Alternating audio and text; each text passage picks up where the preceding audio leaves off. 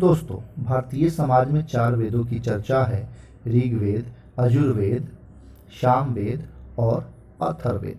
4 वेदों के साथ साथ उपवेद भी हैं, जैसे ऋग्वेद के आयुर्वेद, यजुर्वेद के धनुर्वेद, सामवेद के गंधर्ववेद और अथर्ववेद।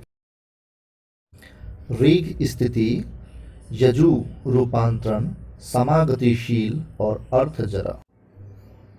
ऋग को धर्म, यदु को मोक्ष, साम को काम, अथर्व को अर्थ भी कहा जाता है।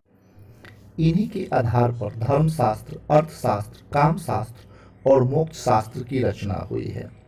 आइए अब इनमें से मैं उपवेदों पर चर्चा करता हूँ। उपवेद में यजुर्वेद के एक उपवेद है धनुर्वेद। धनुर्वेद को सबसे अधिक संवेदनशील वेद माना जाता है और अगर ये किसी गलत हाथ में पड़ जाता तो दुनिया का विनाश भी हो सकता है। इसलिए हमारे ऋषि मुनियों ने इस वेदों को गुप्त रखा। लेकिन इस वेद की चर्चा 4 स्थानों से मिलती है, यजुर्वेद से, अग्नि पुराण से, धनुर्संहिता से और महाभारत। धनुर्वेद के 4 अध्याय थे, अर्थात 4 चैप्टर थे। पहले अध्याय में हथियार और प्रशिक्षण अर्थात वेपन्स एंड ट्रेनिंग था। दूसरे अध्याय में सेना का निर्माण, आर्मी कंस्ट्रक्शन। तीसरे अध्याय में युद्ध की नीति, स्ट्रेटजी ऑफ वार और चौथे अध्याय में युद्ध में नैतिकता मीन्स वार एथिक्स की चर्चा मिलती है। प्रथम अध्याय हथियार के प्रकार। मुक्त, तो यंत्र मुक्त और पानी मुक्त।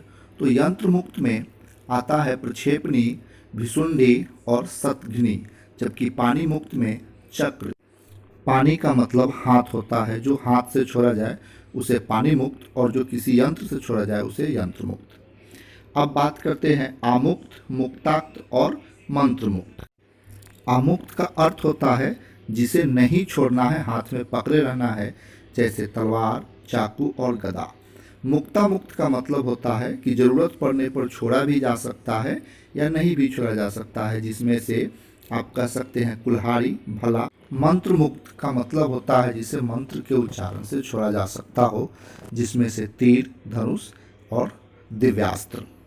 अगर आप भारतीय हो और आपको भारतीय होने पर गर्व है तो कमेंट में जय भारत माता की जरूर लिखें, सब्सक्राइब करें और शेयर करें, ताकि ऐसे ही अद्वितीय ज्ञान लेकर मैं आपके बीच आता रहूं। अगले वीडियो में मिलते हैं फिर।